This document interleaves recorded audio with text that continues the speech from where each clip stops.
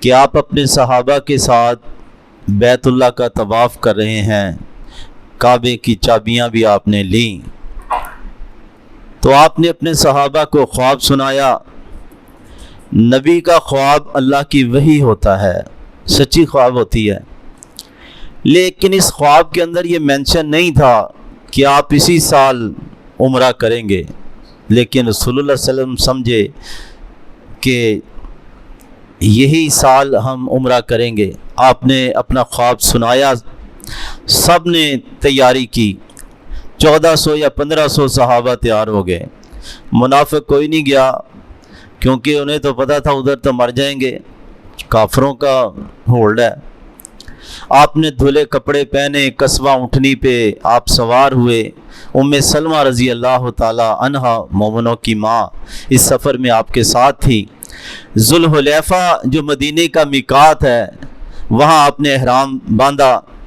ہدی کے جانور آپ ساتھ لے کے گئے۔ ہدی کے جانور وہ اونٹ یا بکرے چھترے جو ادھر اللہ کے نام کی نظر دی جاتی ہے۔ اونٹ کی کوہان تھوڑی سی چیر کے اس کا خون اس پہ مل دیا جاتا ہے، اور جو چھوٹا جانور اس کے گلے میں پٹا ڈال دیا جاتا ہے، تاکہ کوئی لوٹنے والا بھی دیکھے، ان کا احترام کرے، کیونکہ یہ اللہ کے گھر میں قربان ہونے والے جانور ہیں۔ راستے میں آپ کو اطلاع ملی کہ کعب بن لوا ایک سردار ہے قبائلی، وہ رکاوٹ ڈال رہا ہے کہ نہیں آگے بڑھنے دینا۔ آپ نے مشورہ کیا، بعد نے تو کہا کہ ہم لڑیں گے، کیونکہ ہم لڑنے آئے تو نہیں، لیکن آپ نے فرمایا نہیں، ہم کترا کے نا اس کو چھوڑ کے سفر آپ نے جاری رکھا۔ مین شاہراہ پہ خالد بن ولید 200 گھوڑ سواروں کو لے کے کھڑا۔ ادھر ظہر کی نماز آپ پڑھ رہے تھے، نیچے وہ مین شاہراہ پہ تھے، نماز پڑھتے وہ دیکھتے رہے۔ جب سلام پھیر لیا تو پچھتانے لگے، یار نماز کے اندر ہی حملہ کر دیتے، چلو اگلی نماز یہ پڑھیں گے نا۔ اس وقت تک اللہ نے صلاۃ الخوف کا حکم نازل کر دیا کہ بھئی ایسی حالت میں نماز کس طرح پڑھنی ہے، کوئی سیکورٹی پہ ہوں اور کچھ نماز پڑھ رہے ہوں۔ انہوں نے کہا موقع سے نکل گیا۔ اس کے بعد آپ نے اس کے دستے سے بھی ہٹنا ایک تنگ راستہ اختیار کر کے، جو مشکل بھی تھا، حدیبیہ کے مقام پہ پہنچے۔ یہ مکہ سے جدہ جائیں تو راستے میں حدیبیہ ہے، وہاں آپ کی اونٹنی بیٹھ گئی۔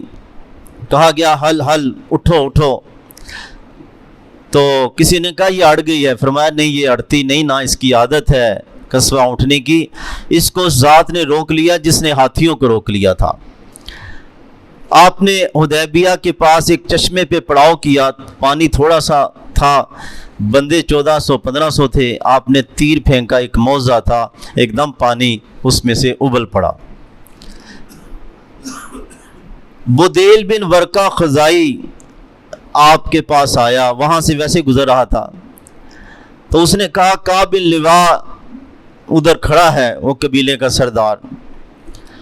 آپ نے کہا کہ بھی میں لڑنا نہیں چاہتا، عمرہ کرنے کے لیے آیا ہوں، اور ویسے بھی قریش نے لڑ کے دیکھ ہی لیا نا، کتنی جنگیں ہوئیں، اب تو لڑائی نے ان کو توڑ دیا ہے۔ اگر چاہیں تو میرے ساتھ معاہدہ کر لیں، اگر اسلام غالب آ گیا تو یہ بھی کلمہ پڑھ لیں، اگر نہ بھی آیا تو کم از کم یہ تر و تازہ ہو جائیں گے لڑنے کے لیے، ٹھیک ہے پھر لڑ پڑیں، باقی میرا عزم سن لو، میں تو یہ دین کے لیے کام کرتا رہوں گا حتیٰ کہ میری گردن میرے تن سے جدا کر دی جائے۔ بدیل بن ورقہ کہتا میں یہ بات بتا دوں؟ فرمایا بتا دوں۔ قریش تک بھی بات پہنچ گئی، یہ تو قبیلے کا سردار تھا۔ حلیس بن علقمہ آیا، یعنی کہ قریش والوں نے بھیجا، سفارتکاری شروع ہوگی۔ آپ نے فرمایا بھی یہ ہدی کے جانوروں کا بڑا احترام کرتے ہیں، اپنے جانور کھڑے کر لینا۔ وہ آیا تو یہ سب لبیک تلبیہ پڑھنے لگے صحابہ، قربانی کے جانور کھڑے ہیں، اس کا دل بڑا نرم ہوا۔ آپ نے یعنی کہ اس سے وہی بات کہی جو بدیل بن ورقہ سے کہی تھی۔ اس نے جا کے قریش والوں کو کہا یار وہ اللہ کے گھر کا احترام میں طواف کرنے آئے ہیں، عمرہ کرنے، تو ہمارا بنتا نہیں ہے۔ یہ تو جاہلیت میں بھی اجازت تھی، لیکن جب قوموں کا دماغ خراب ہو، پھر کوئی قانون، کوئی آئین، کوئی یعنی کہ روایت کا پاس نہیں کرتے۔ بہرحال قریش کے بعد سرداروں سے تو میں ہو گئی۔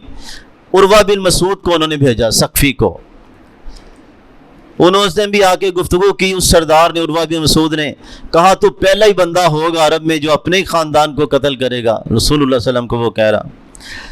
تو باقی یہ جو لوگ ہیں نا، یہ سارے جو میں تیرے دائیں بائیں دیکھ رہا ہوں بھاگ جائیں گے۔ ابوبکر صدیق نے بڑا سخت جواب دیا، اس نے نگاہ اٹھا کے دیکھا یہ کون؟ کہا ابوبکر۔ کہا اس کے احسان میرے اوپر ہیں، ورنہ میں بھی سخت جواب دیتا۔ تو یہ عروہ بن مسعود ہے نا، جب گفتگو کرتا تھا رسول اللہ صلی اللہ علیہ وسلم سے، آپ کی داڑھی کی طرف ہاتھ بڑھاتا تھا۔ پاس کھڑا سیکورٹی کا ایک بندہ، مغیرہ بن شعبہ، خود پہنی تھی، وہ تلوار کے دستے کے ساتھ اس کے ہاتھ کو پیچھے یعنی کہ دھکیلتا تھا۔ اس نے کہا یہ کون ہے؟ کہا یہ مغیرہ بن شعبہ ہے، یہ اس کا بھتیجا تھا سگا۔ کہ وہ بدبخت بدعہد، تیرے لیے تو میں بھاگ دوڑ کر رہا ہوں، اصل میں یہ کچھ بندے مار کے نا اور مال بھی لے کے یہ آگے تھے مدینے، کلمہ پڑھ لیا تھا۔ فرمایا تیرا کلمہ تو قبول ہے، باقی جو تو نے کیا وہ تو ذمہ دار ہے۔ تو اسی کے لیے یہ بھاگ دوڑ کر رہا تھا عروہ بن مسعود۔ اس کے بعد یہ واپس گیا، کہا بھی وہ لڑنے کے لیے نہیں آئے۔ کہا کوئی بتاؤ تو صحیح۔ کہا میں کیسر و کسریٰ کے بادشاہوں میں پاس گیا ہوں، نجاشی بادشاہ کے پاس گیا ہوں، لیکن جو عزت احترام رسول اللہ کے صحابہ اپنے نبی کا کرتے ہیں وہ میں نے کبھی نہیں دیکھا۔ آوازیں پست ہیں، نگاہیں جھکی ہوئی ہیں، وہ اس کی اطاعت میں دوڑ رہے ہیں، حتیٰ کہ اس کے وضو کا پانی وہ زمین پہ نہیں گرنے دیتے۔ اللہ اکبر۔ یہ عروہ بن مسعود نے جا کے رودات سنائی۔ بہرحال صلح میں رکھنا ڈالنے کے لیے نا 70-80 نوجوان قریش کے وہ نا ادھر حدیبیہ میں قافلے پہ حملہ کرنا چاہا۔ محمد بن مسلمہ سیکورٹی انچارج تھے، انہوں نے نا 70-80 کو پکڑ لیا۔ اللہ کی مدد یہ کہ نہ ان کے ہاتھ سے ان کا بندہ شہید ہوا، نہ ان کے ہاتھ سے ان کا کوئی بندہ مارا گیا، ورنہ لڑائی شروع ہی نہیں تھی۔ تو قرآن مجید میں بھی سورہ توبہ میں اس کا تذکرہ ہے۔ تو سب کو چھوڑ دیا 70-80 کو۔ اس کے بعد آپ نے حضرت عثمان کو بھیجا، اب ادھر سے نہیں سفارتکاری، حضرت عثمان کو بھیجا کہ عثمان جا کے ان کو کہو کہ ہمارا کیا پروگرام ہے۔ حضرت عثمان مقام بلدہ کے مقام پہ پہنچے تو وہاں کچھ قریشی نوجوان تھے۔ کہا کس لیے آئے ہو؟ کہا یہ نبی کا پیغام ہے۔ کہا سن لیا جاؤ۔ لیکن ادھر سعید بن عاص ان کے خاندان کے لوگ بیٹھا تھا بندہ، وہ ایک دم آگے بڑھا، کہا مرحبا عثمان، گھوڑے پہ زین کسی، کہا میرے پیچھے بیٹھو، میری پناہ میں ہو۔ خانہ کعبہ یعنی کہ کعبہ میں مکہ میں لے گئے۔ ادھر ساری بات کہی، بلکہ رسول اللہ صلی اللہ علیہ وسلم نے عثمان کو یہ بھی کہا عثمان جو کمزور مسلمان ان کو خوشخبری سنا دینا، ان قریب اسلام ظاہر ہونے والا ہے اور یہ روپوشی کے دن ختم ہونے والے ہیں۔ سرداروں نے گفتگو شروع کی اور کہا اچھا ہم مشورہ کر لیتے ہیں، تم عثمان طواف کر لو اتنی دیر۔ کہا نہیں، نبی سے پہلے میں کعبے کا طواف کس طرح کر لوں؟ اللہ اکبر۔ یہ ہے اسلام۔ حالانکہ اللہ کا حکم ہے کعبے کا طواف کرنا، نبی کی سنت ہے، اور نبی نے منع بھی نہیں کیا کہ عثمان طواف نہیں کرنا، لیکن کہا اگر نبی ادھر بیٹھے ہیں تو میں کس طرح طواف کروں؟ یہ تو بزرگوں کی کہانیوں میں ہے نا کہ جی وہ فلاں بزرگ گیا خانہ کعبہ تو کعبہ ہی غائب۔ کہا وہ کدھر؟ وہ رابعہ بصری کے گرد طواف کر رہا۔ لو، نبی کے لیے تو کعبہ ادھر نہیں گیا، 1400 صحابہ ادھر حدیبیہ میں ہیں اور فلاں کے لیے کعبہ غائب ہو جاتا ہے۔ گپیں بھی وہ نا سرا نہیں ملتا۔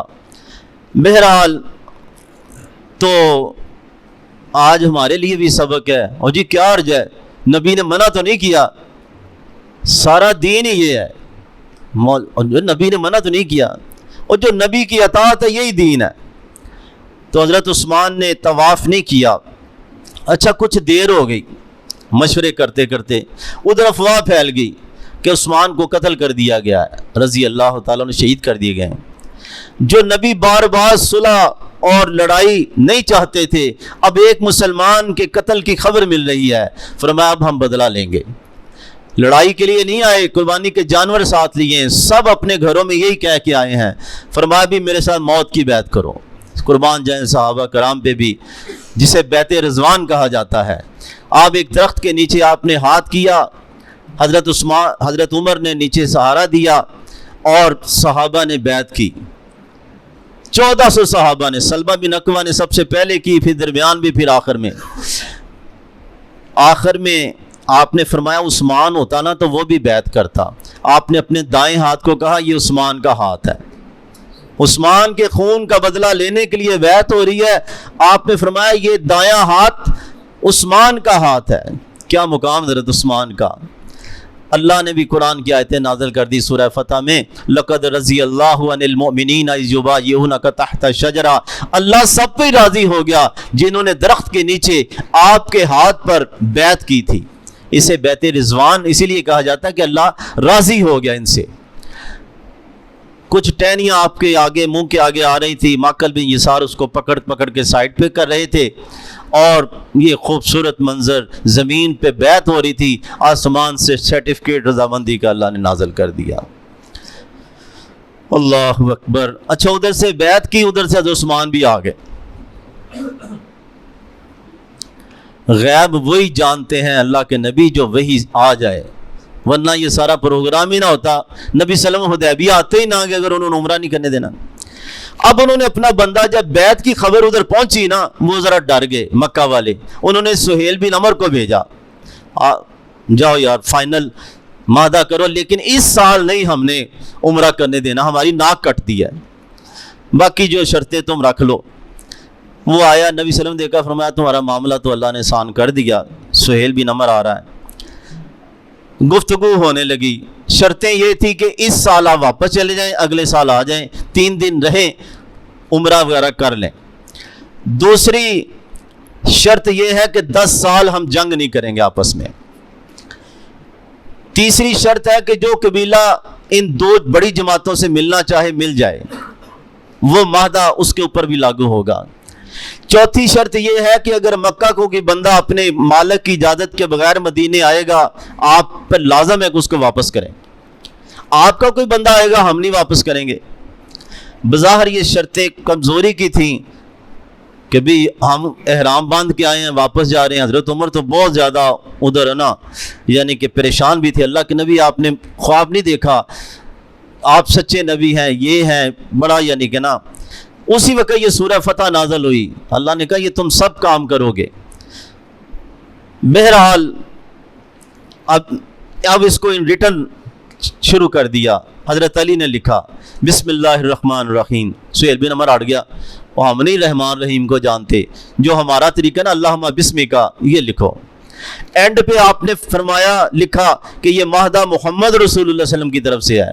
سہیل بن عمر کہنے لگا اگر ہم آپ کا رسول اللہ مان لیں تو ہمارا جھگڑا کیا ہے، یہ معاہدے کیوں ہو رہے ہیں، آپ محمد بن عبداللہ ہی لکھیں۔ فرمایا بھی علی یہ مٹا دو، کہا مجھ سے تو نہیں ہوگا۔ فرمایا مجھے بتاؤ کدھر ہے، آپ نے مٹا دیا۔ اچھا، ابھی دستخط نہیں ہوئے کہ اس کا اپنا بیٹا ابو جندل آ گیا، زنجیریں پہنی ہوئی ہیں مسلمان ہو کے، سہیل بن عمر کا اپنا بیٹا، کہ مسلمانوں مجھے بچا لو، انہوں نے مجھے پہ بڑا فتنے میں مبتلا کیا، ظلم کیا۔ آپ نے فرمایا بھی ابھی دستخط نہیں ہوئے، سہیل اس کو ہمارے پاس رہنے دو، معاہدے کے مطابق تو واپس کرنا تھا نا۔ تو کہا نہیں یہ پہلی شرط ہی ہے۔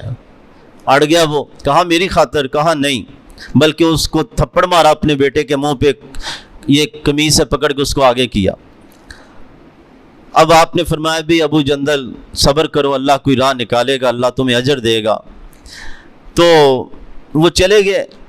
اب مسلمانوں پہ بڑی پریشانی، اب آپ نے نا احرام اتارنا تھا، معاہدہ ہو چکا۔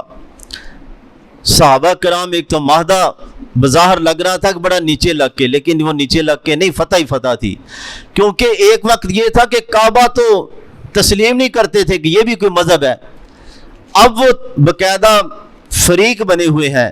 دوسرا 10 سال وہ کہہ رہے ہیں کہ ہم کچھ نہیں کریں گے، جس کو مرضی مسلمان کرو تم، یعنی کہ مذہبی ٹھیکیدار تھے نا کعبہ کے لوگ، قریش کے لوگ، تو فرمایا 10 سال تم جو مرضی کرو، باقی جو ہمارا بندہ بھاگ کے جائے گا بھی تمہارے پاس، اگر مرتد ہو کے گیا تو ہمیں اس کی کیا ضرورت ہے؟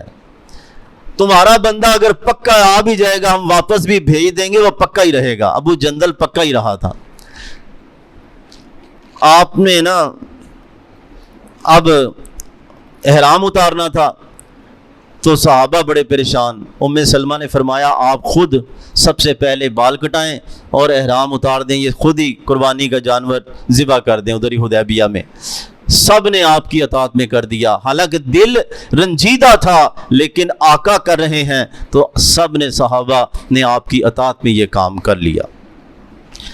باقی ابو بصیر کا ایک واقعہ وہ کل بیان کریں گے، کیونکہ وہ بھی آ گیا تھا حدیبیہ، بلکہ سن لو ایک منٹ کا، وہ بھی آ گیا۔ 2 بندے کافر لینے کے لیے آ گئے، جی بندہ واپس کرو حدیبیہ کی روح سے۔ آپ نے کہا جاؤ۔ اب وہ بندہ ذرا ہوشیار چلاک تھا، ایک جگہ بیٹھے، کہا یار تیری تلوار بڑی زبردست ہے، بڑی چمکے مار رہی ہے۔ کہا ہاں بڑے بندے اس نے قتل کیے۔ کہا دکھاؤ تو صحیح۔ ابو بصیر نے پکڑی، گھما دی، ایک کو مار دیا، دوسرے نے دوڑ لگا دی، دوڑ مدینے لگا دی، پیچھے پیچھے ابو بصیر بھی۔ کہنے لگا اللہ کے نبی اس نے میرے ساتھی کو قتل کر دیا، مجھے بھی قتل کرنا چاہتا ہے۔ آپ نے فرمایا اگر اس کو 1-2 بندے مل جائے یہ تو آگ لگا دے جنگ کی۔ وہ سمجھ گیا کہ نبی نے پھر واپس کر دینا مجھے۔ وہ نہ مکہ گیا نہ مدینے، وہ نہ ساحل سمندر پہ جا کے ٹھہر گیا۔ ابو جندل بھی ادھر آ گیا، اور بھی مسلمان ادھر آ گئے، یہ چھاپہ مار کاروائیاں کرنے لگ پڑے۔ قریش کے تجارتی قافلوں کو اس نے توڑ کے رکھ دیا۔ انہوں نے ہاتھ جوڑ کے کہا جناب یہ شرط ختم ہے، ان بندوں کو اپنے پاس ہی بلاؤ۔ آپ نے خط لکھا، ابو بصیر کا اس وقت آخری وقت تھا، خط ان کے سینے پہ تھا، روح ان کی پرواز کر گئی، باقی سب لوگ مدینے آ گئے۔ تو یہ چھاپہ مار کاروائیوں سے یہ فائدہ ہوا کہ ظالمانہ شرط بھی ختم ہوئی۔ اللہ سمجھ عمل کی توفیق عطا فرمائے۔